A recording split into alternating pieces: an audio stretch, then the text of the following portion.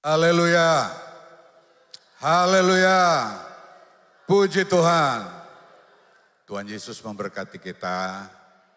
Salam bahagia, salam sehat, salam sejahtera. Selamat berjumpa kembali. Terima kasih kepada Tuhan atas perkenan dan kepercayaannya. Saya diizinkan melalui gembala dan saudara semua berdiri di hadapan saudara. Saya turut berbahagia tentunya pada saat saudara bersyukur atas kasih sayang Tuhan yang telah menyertai saudara sekian puluh tahun. Berjemaat, bergereja, dan bersama-sama melayani Tuhan. Namun mungkinkah kita bersyukur kepada Tuhan kalau kita tidak percaya bahwa Tuhan itu ada? Mungkinkah kita bisa bersyukur kepada Tuhan jika kita tidak percaya bahwa Tuhan yang ada, Tuhan yang baik, Tuhan yang setia, Tuhan yang tidak pernah gagal, demikian nyanyian-nyanyian tadi. Jadi adalah sangat mungkin dan harus mungkin, pasti mungkin kita bersyukur jika kita percaya. Itulah iman. Terima kasih saya diberi tema beberapa waktu lalu. Dalam rangka saudara syukuran. Ada tema yang bersumber dari firman Tuhan yang tertulis di dalam 2 Tesalonika 1 ayat 3. Namun saya tidak secara khusus akan berkhotbah ayat itu. Namun dari ayat tersebut lahirlah susunan tema, jika saya tidak salah ingat begini. Totalitas jemaat dalam iman dan kasih. Berbicara totalitas saudara, itu bermakna ganda. Pertama, bisa bermakna keseluruhan. Jumlah semua jemaat. Kuantitas. Jika ada 1000 jemaat, maka 1000 itu juga. Jika ada 500, ya 500 itu juga. Yang harus berada di dalam iman dan kasih. Tetapi kata totalitas juga bermakna berikutnya, yaitu bisa berarti kesungguhan, kebulatan, keseriusan, tidak main-main. Jadi keseriusan jemaat, kesungguhan jemaat, kebulatan tekad jemaat, komitmen untuk hidup dalam iman dan kasih. Saudara, jika itu ada dan dipelihara dan bertumbuh, itu akan menggembirakan hati Tuhan. Sebagaimana Paulus bersyukur melihat jemaat Tesalonika bisa hidup bertahan dan memelihara iman sekalipun hari demi hari jemaat Tesalonika itu digojlok dengan masalah. Saudara baca saja Tesalonika itu. Hari demi hari jemaat Tesalonika ini dalam kerawanan karena berada di tengah-tengah bahaya. Bahaya pertama dari orang-orang Yahudi yang tidak percaya Injil. Bahaya kedua adalah dari lingkungan politik pemerintah Romawi yang menguasai daerah Tesalonika. penguasa Romawi, kaisar-kaisar menuntut agar jemaat, agar penduduk yang berada dalam kekuasaan Romawi harus, tidak boleh tidak, menyembah kaisar, mengakui kaisar itulah Tuhan dan Allah. Apa enggak berat jemaat terancam gitu? Sembah aku, akulah Tuhan, bukan yang lain. Situasi itu bukan situasi yang mudah, saudara. Kita dengar berita yang miris di sekitar kita aja, kita udah ngeper-ngeper. Bagaimana orang Tesalonika? Ancaman orang Yahudi yang tidak percaya Injil. Dan ancaman politis dari pemerintah Romawi. Tetapi saudara, mereka tetap kuat, teguh, bertumbuh dalam iman, bahkan berpengharapan kapankah kedatangan Tuhan itu tiba. Mengapa? Imannya. Iman inilah yang harus kita perhatikan hari ini. Kalau saudara juga ingin menjadi kuat, kokoh, bertahan dalam zaman apapun, dalam situasi apapun, dalam kondisi apapun, dalam kerawanan apapun, imanlah kekuatan kita. Dan dengan iman itu juga tadi saya katakan, kita bersyukur. Nah, saya ingin membuka ayat sekarang dari kitab Kejadian. Saya mengambil contoh seorang tokoh iman.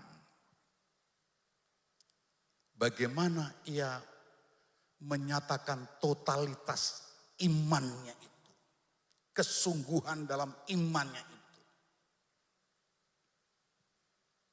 Bahkan bisa bersyukur.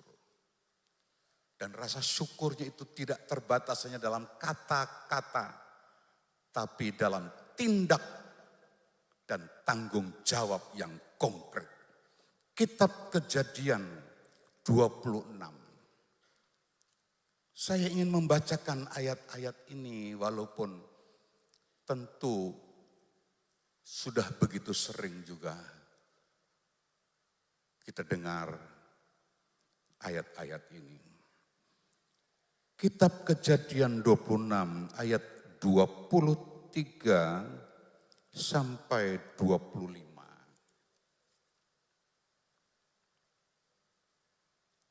Demikian saudara. Dari situ ia pergi ke Beersheba.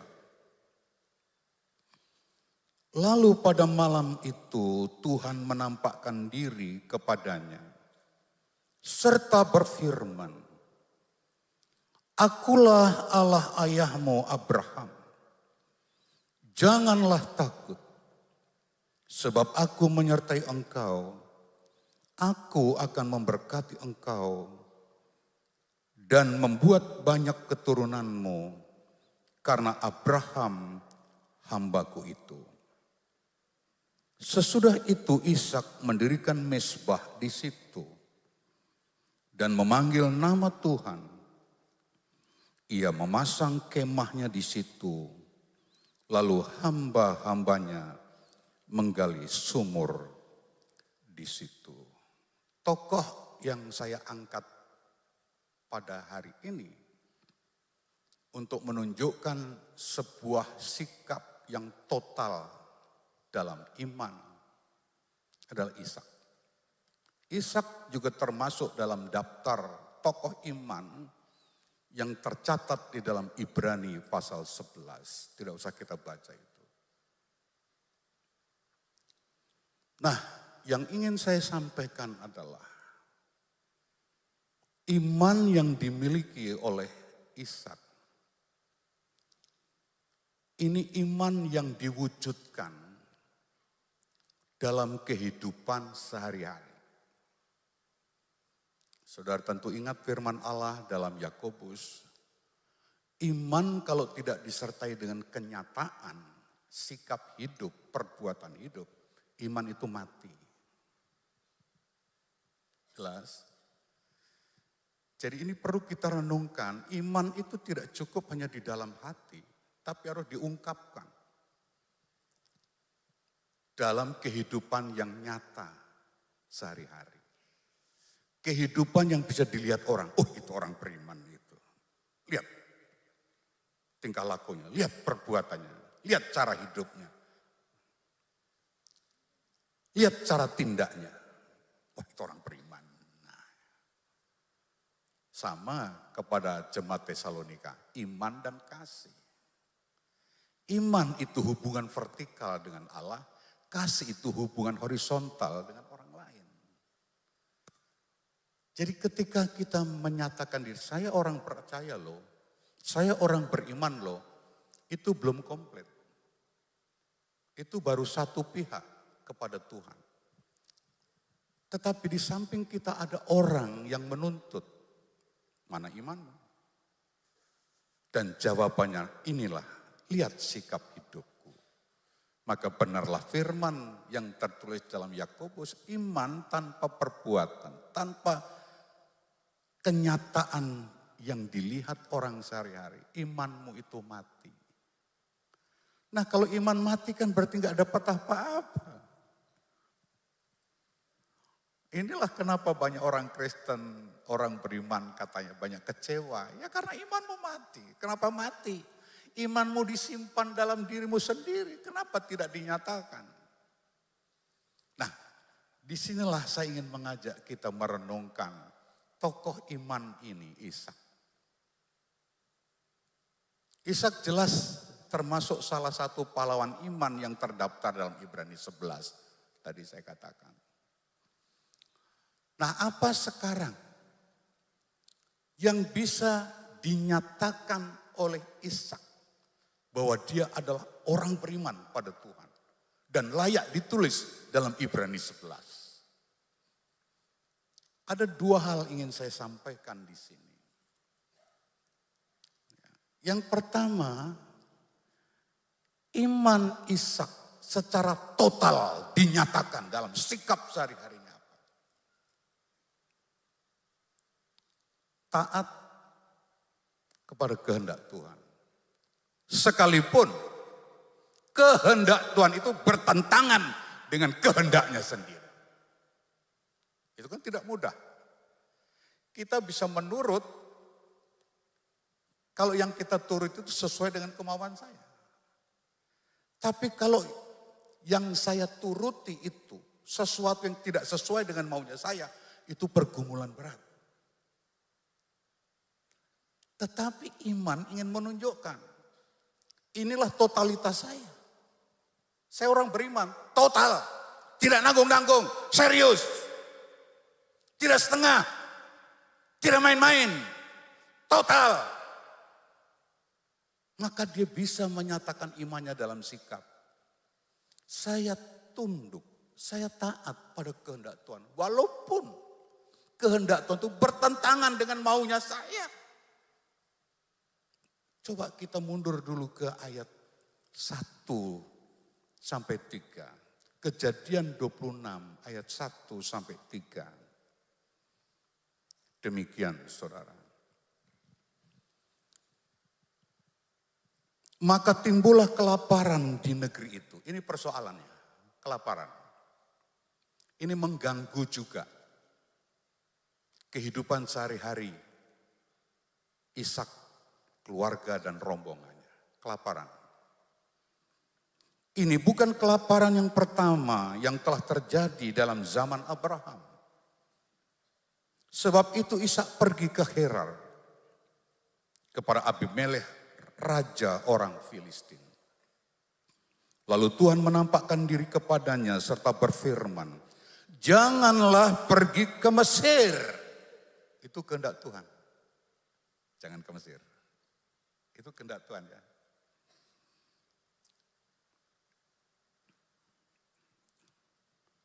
Diamlah di negeri yang akan kukatakan kepadamu. Tinggallah di negeri ini sebagai orang asing. Maka aku akan menyertai engkau dan memberkati engkau. Sebab kepadamulah dan kepada keturunanmu akan kuberikan seluruh negeri ini. Dan aku akan menepati sumpah yang telah kuikrarkan kepada Abraham ayah.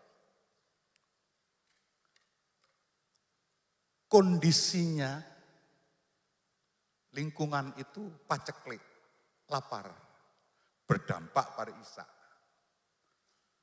Nah ketika Ishak terdampak dari kelaparan, logis dong kalau Ishak itu berniat mencari tempat yang tidak paceklik. Lumrah kan, wajar kan itu. Misalnya di Tegal ini terjadi, ya jangan terjadilah. Saya kasih contoh dikira bernubuat. Ya misalnya di satu tempat, jangan Tegal ya. Di satu tempat ada kebakaran hebat sedemikian rupa. Orang kan tentu akan lari mencari tempat yang aman kan. Yang menjanjikan di sana lebih baik. Itu kan lumrah, logis kan. Gitu juga Ishak. Wah kelaparan, bahaya ini berdampak. Kita bisa mati semua nanti. Lalu Ishak punya angan-angan, punya kemauan. Ayo kita ke Mesir. Karena di Mesir tidak akan pernah ada paceklik. Karena sungai Nil itu airnya berlimpah-limpah. Jadi tanah Mesir pasti lebih subur dari Kanaan yang berbatu-batu. Logis kan? Wajar kan? Lumrah toh. Kalau Ishak itu supaya tidak semakin terdampak kelaparan. Ngungsi ke Mesir. Itu kemauannya Ishak. Tapi tiba-tiba firman Allah, jangan ke Mesir. Nah, kan jadi sesuatu yang tak sesuai. Maunya Ishak ke Mesir. Tapi Tuhan mau, jangan ke Mesir. Disinilah sikap iman diperlukan untuk mengambil keputusan. Kalau Ishak terjebak dalam jawaban perilaku untung rugi, ya lebih baik ke Mesir. Firman Tuhan ini ono-ono aja. Firman Tuhan itu menghambat. Tentu lebih baik ke Mesir. Seperti kasus Elimelech, Naomi, Mahlon, Kilion di Rut pasal 1 ayat 1. Kelaparan Bethlehem, pergi ke Moab. Remuk dia di Moab. Karena tidak mendengar kehendak Tuhan. Itu terburu-buru. Maka ada cerita Naomi. Jangan panggil namaku Naomi ya. Pahit. Karena aku udah bangkrut. Suamiku udah mati di Moab. Anakku laki-laki mati di Moab. Gagal. Terburu-buru mengungsi. Menurut kalkulasinya sendiri, Mesir lebih baik. Tapi Tuhan katakan, tidak lebih baik. Jangan ke Mesir. Itu kan dua kehendak yang tak berkesesuaian. Mana yang harus dipilih oleh Ishak? Kalau saudara diperhadapkan situasi itu, mana yang saudara pilih? Memilih sesuai kalkulasi saudara yang seolah menguntungkan, menjanjikan lebih baik. Atau saudara memilih kehendak Tuhan. Itu hanya bisa terjadi. Pilihan terhadap kehendak Tuhan. Mengalahkan kehendak sendiri. Mengalahkan kemauan sendiri. Jika kita punya iman yang sama seperti Ishak. Itulah totalitas iman. Berani mengambil keputusan. Sekalipun keputusan itu merugikan kemauannya. Demi ketundukan diri. Ketaatan diri pada kehendak Tuhan. Itu iman Ishak dinyatakan konkret. Bukan dalam kata-kata. Saya beriman, saya percaya. Dalam iman. Bukankah setiap hari kita juga seperti itu? Diperhadapkan dua pilihan. Bisakah kita dengan sikap iman memilih yang terbaik sesuai kehendak Tuhan?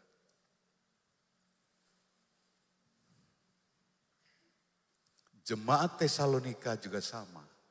Digempur orang-orang Yahudi yang tidak percaya Yesus. Digempur tuntutan Kaisar Romawi. Sembah aku Allah, aku Tuhan, jangan yang lain. Kan sama saja situasinya. Jemaat Tesalonika diperhadapkan tunduk pada Kaisar, menyembah Kaisar, atau tunduk kepada Allah. Sama pilihannya. Tetapi terpujilah Tuhan.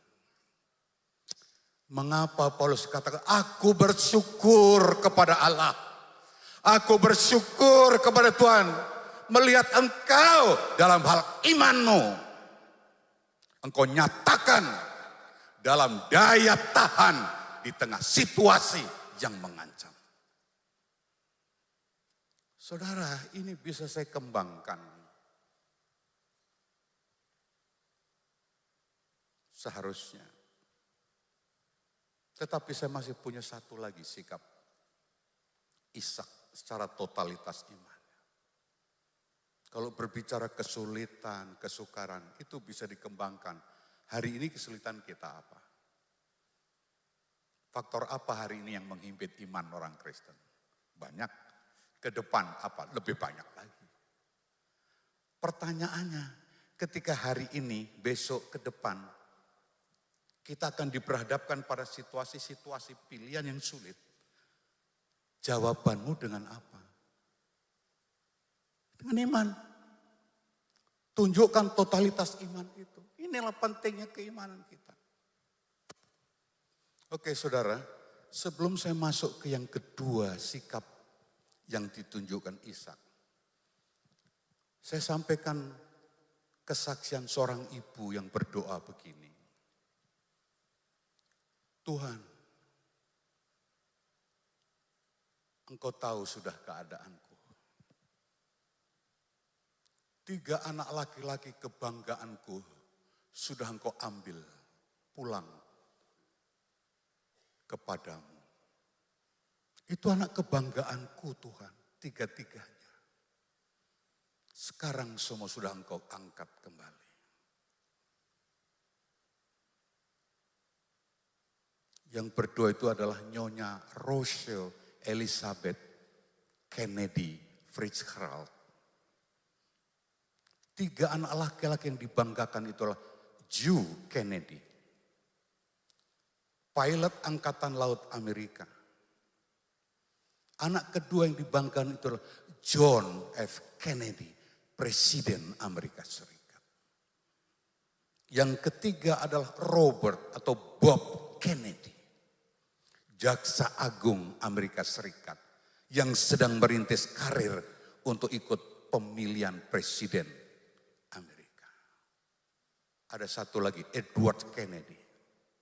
Tapi 3 ini sudah meninggal dalam musibah.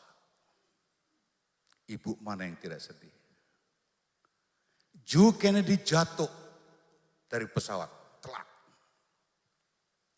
Waktu-waktu berikut kemudian John Kennedy mati ditembak saat menjadi presiden. Di Dallas dia mati tertembak. Bob Kennedy mati tertembak ketika sedang merintis menjadi calon presiden. 3-tiganya mati seperti itu. Ibu mana yang tidak sedih? Yang tidak merasa kehilangan, kebanggaan. Dijauhkan Tuhan itu dari kita. Tapi mengapa ini saya ungkapkan?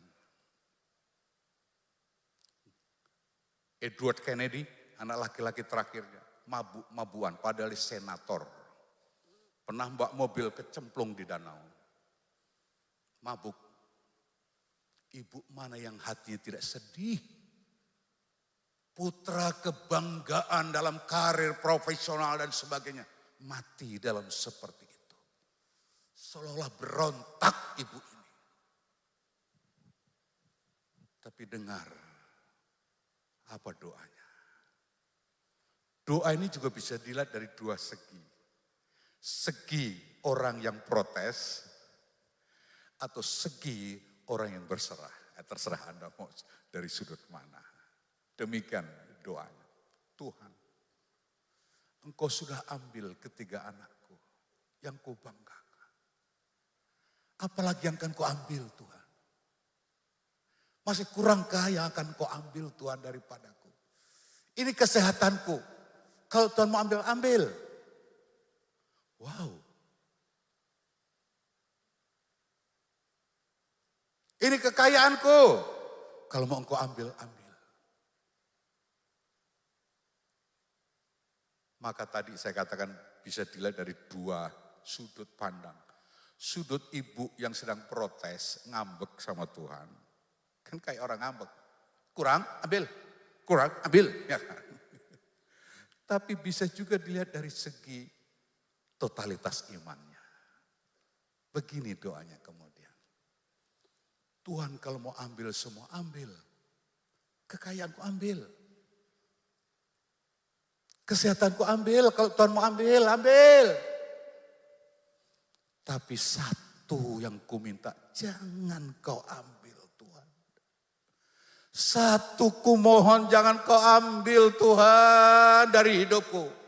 Apakah itu? Imanku. Wow, dahsyat. Ibu ini tahu persis nilai iman lebih mahal dari semua yang dimiliki. Sebab dengan iman itu dia percaya. Aku dapat lalui kehidupan yang berat ini. Itu. Karena dengan iman ini aku percaya apa yang hilang itu satu saat bisa dipulihkan. Penghiburan terjadi karena iman.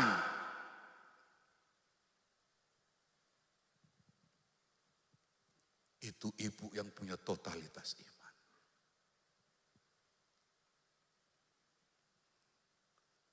Ishak juga begitu. Mau saya ke Mesir? Jangan ke Mesir. Dia pasti konflik dalam dirinya itu. Kok begini ya Tuhan ya? Kayak Tuhan gak tahu sih. Kita di sini hampir mati kelaparan kok Tuhan gak tahu sih. Di sana lebih makmur. Apa salahnya? Pergilah kau ke Mesir sebulan, balik lagi ke sini. Kenapa Tuhan tidak mengizinkan? Itu kan sebuah pilihan yang berat. Saya yakin hari demi hari saudara juga seperti itu. Suruh memilih. Pergunakan iman. Tunjukkan totalitas imanmu. Bahwa dengan iman engkau dapat lalui semua. Seperti Ibu Kennedy. Dengan iman aku bisa melihat yang hilang itu bisa dinyatakan lagi.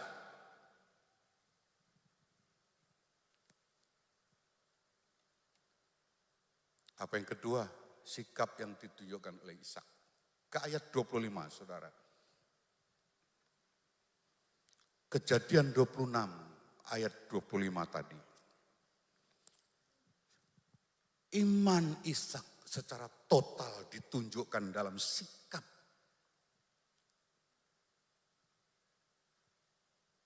Ini berkaitan dengan rasa syukur. Saya baca ayat 25. Sesudah itu Ishak mendirikan mezbah di situ. Dan memanggil nama Tuhan. Ia memasang kemahnya di situ. Lalu hamba-hambanya menggali sumur di situ. Ada 3 hal. Ishak menunjukkan sikap yang total ketika mensyukuri janji Tuhan. Kan ayat 23-24 tadi Tuhan datang lalu berjanji, aku memberkati engkau, jangan takut, aku akan menyertai engkau seperti bapakmu dulu. Sama, aku akan berkati engkau, menyertai engkau. Engkau turunanmu akan sekian banyak, tak terhitung jumlahnya. Nah, terhadap janji itu, ya dia bersyukur. Nah syukur itu sekarang diungkapkan dengan totalitas iman. Jadi saudara sudah 34 tahun, syukuri saja. Tapi rasa syukur saudara tunjukkanlah juga dengan totalitas imanmu. Bagaimana tunjukkan totalitas imanmu? Ada 3 tanggung jawab. Ishak menunjukkan imannya yang bersyukur. Karena ia tidak ditinggalkan Tuhan dalam situasi-situasi yang pelik ini. Ada 3 tanggung jawab dia kembangkan. Tunjukkan iman saudara dengan mengembangkan 3 tanggung jawab. Pertama apa? Pertama, dia membuat mezbah dan memanggil nama Tuhan. Itu yang pertama dilakukan. Tuhan terima kasih. Ternyata Engkau tidak biarkan kami walaupun kami selalu dalam kesulitan. Engkau tidak tinggal kami. Hari demi hari kami lalui, ternyata Tuhan tidak tinggal diam. 34 tahun Tuhan sudah beri kami kemampuan sampai hari ini. Syukur Tuhan. Dan syukur kami ungkapkan secara total dalam sikap iman. Apa itu? Pertama, saya akan membuat mezbah dan memanggil nama Tuhan. Saudara nggak usah cari mezbah di pasar, tidak ada. Di rumah saudara pasang mezbah, bukan begitu. Membuat mezbah dan memanggil nama Tuhan, ini bermakna Ishak punya tanggung jawab untuk mengembangkan dalam sikap hidupnya sebuah relasi dengan Tuhan yang tidak boleh tidak ada. Mezbah itu kan untuk memanggil nama Tuhan tadi. Mezbah itu kan tempat penyembahan. Mezbah itu kan tempat membawa korban persembahan dan memanggil nama Tuhan. Tokoh-tokoh iman di Alkitab mulai dari Abraham, Ishak, Yakub, nanti berikutnya Nuh, lain-lain. Setelah menikmati berkat penyertaan Tuhan, pertama yang dibuat mezbah. Ini harus kita contoh.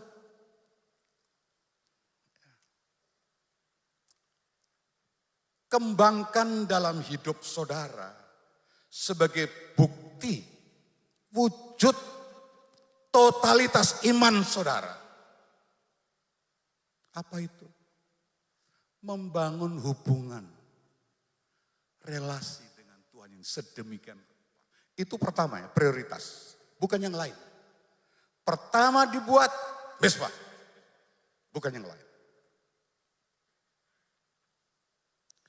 Dan dengan mezbah itu Ishak memanggil nama Tuhan. Ini kan komunikasi dengan Tuhan. Ayo ciptakan ini saudara. Relasi-relasi pribadi dengan Tuhan. Jangan abaikan Tuhanmu. Yaitulah sebuah wujud iman yang kita lakukan secara total. Jangan sampai tidak ada hubungan dengan Tuhan. Yang pertama dalam hidup ini, aku punya hubungan dengan Tuhan. Yang pertama. Tuhan berkenan. Waktu Tuhan mencium persembahan Nuh dari mezbah. Itu ada di Kejadian 8, tapi saya tidak akan baca. Supaya saya ngirit waktu. Ketika Tuhan mencium bau harum dari persembahan Nuh di atas mezbah. Tuhan berkata dalam hati, waduh harum sekali persembahan Nuh dari mezbahnya. Harum. Tuhan senang. Maka Tuhan dalam hatinya berkata, kalau gitu Nuh, aku tidak akan memberi hukuman lagi. Aku akan mengatur segala musim bagi kehidupanmu di bumi. Kalau saudara ingin menyenangkan hati Tuhan, bangun tanggung jawabmu. Aku kembangkan tanggung jawabmu. Pertama apa? Membangun hubungan dengan Tuhan. Tidak boleh tidak ada. Itu mezbahmu. Itu persembahanmu. Itu rasa syukurmu. Hubungan dengan Tuhan prioritas. Tidak boleh tidak ada. Mezbah harus ada. Dan dalam mezbah ada dupa yang berbau harum. supaya Tuhan mencium. Dan Tuhan katakan, luar biasa. Aku akan memberkati engkau, mengatur musim hidupmu. Musim kering jangan takut, aku yang pegang musim kering. Musim hujan jangan takut, aku yang memegang musim hujan. Musim paceklik jangan takut, aku yang memegang musim paceklik. Selalu ada penyertaan Tuhan. Ayo berlomba. Mewujudkan totalitas iman. Membangun hubungan, relasi dengan Tuhan. Sedemikian rupa, itu prioritas. Ishak merespon penyertaan Tuhan. Membuat misbah. Dan memanggil nama Tuhan. Yang kedua saudara.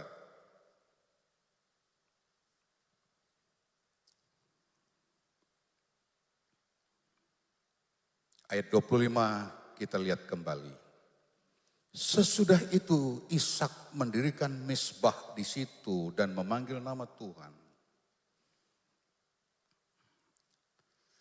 Ia memasang kemahnya di situ. Yang kedua, memasang kemah. Kemah itu adalah bangunan tempat tinggal sementara. Kalau gedung saudara, rumah-rumah itu permanen. Kemah itu juga tempat tinggal, rumah kita tapi sementara. Karena mereka dalam perjalanan. Jadi kemah ini mengandung makna. Relasi antar keluarga. Karena di dalam kemah kan keluarga itu bertempat tinggal. Di dalam kemah keluarga bertatap muka, bercengkerama. Di dalam kemah terjadi interaksi dalam hal apapun sesama keluarga. Seperti rumah saudara. Rumah saudara, tempat saudara bercengkerama, tempat saudara bermain, tempat saudara berdiskusi dalam rumah. Gitu juga kemah. Masyarakat Yahudi yang dalam perjalanan, dia membangun rumah dalam bentuk kemah. Jadi kemah ini adalah tanggung jawab relasi dengan keluarga. Pertama hubungan dengan Tuhan, kedua hubungan dengan keluarga ya. Jangan mentang-mentang hubungan dengan Tuhan dekat, keluarga dibiarin. Wah rusak juga.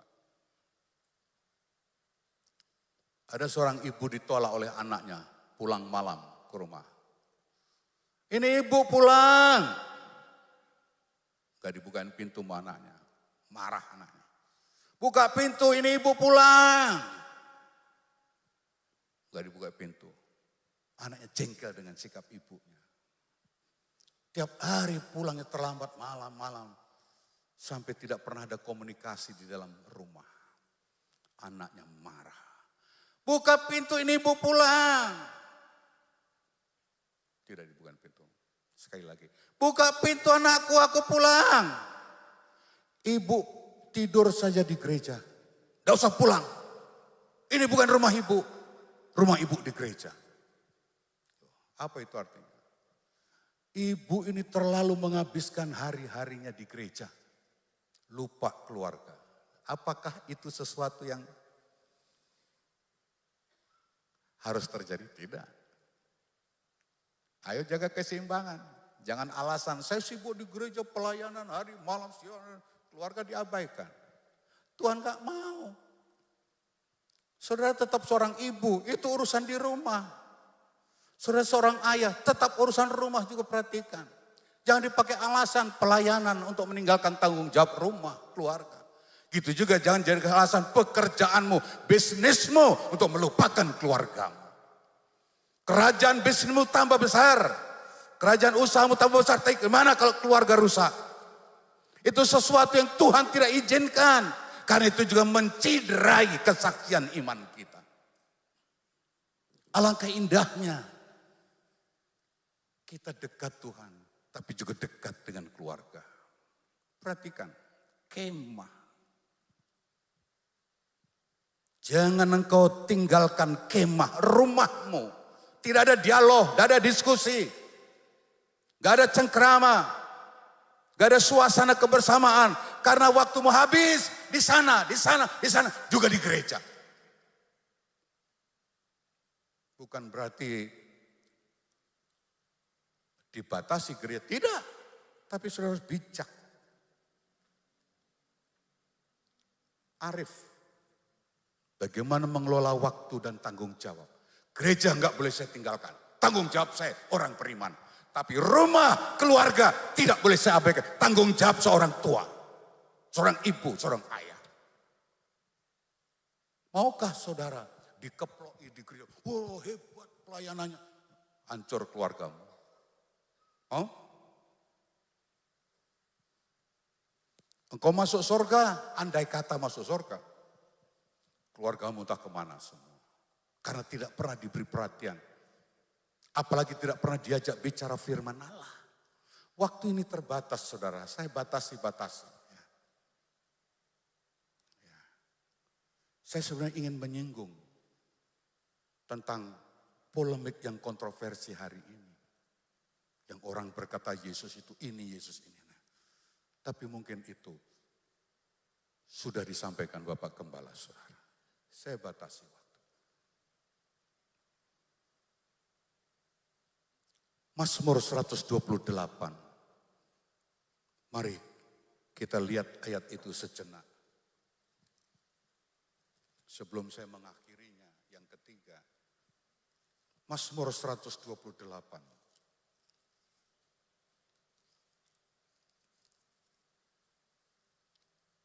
Saya hanya baca judulnya saja untuk menyingkat. Silakan baca sendiri di rumah. Mazmur 128.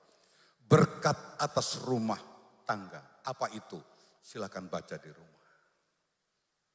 Rumah tangga juga alamat berkat Tuhan. Bukan gereja saja.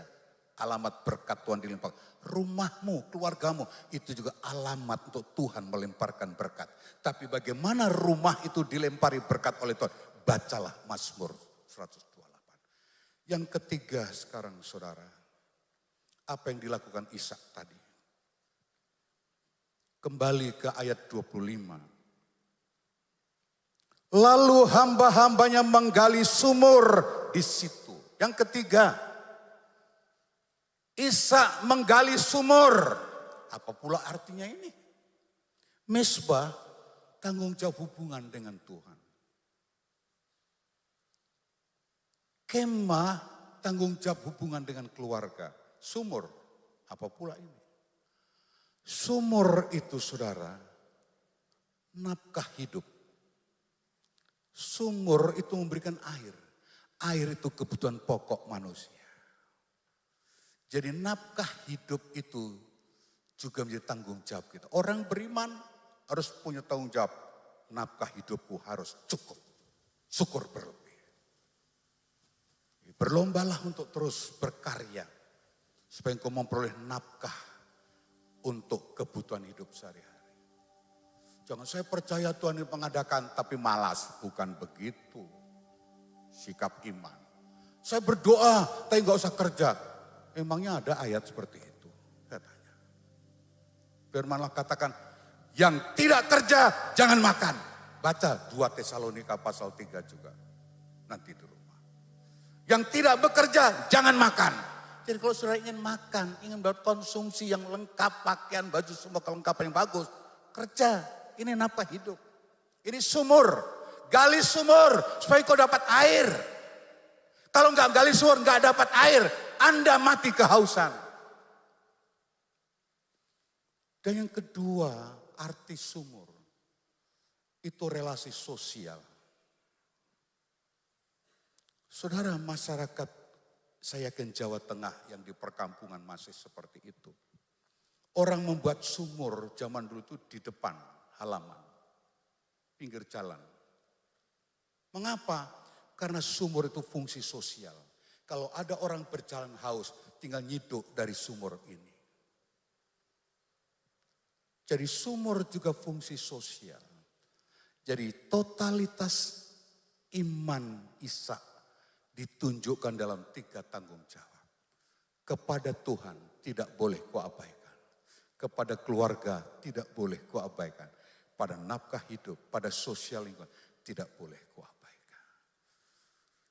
Semua di tangan kita. Apakah kita juga bisa berkata, Tuhan kuatkan aku supaya aku bisa menciptakan wujud iman yang total dalam kehidupan sehari-hari. Tuhan Yesus memberkati.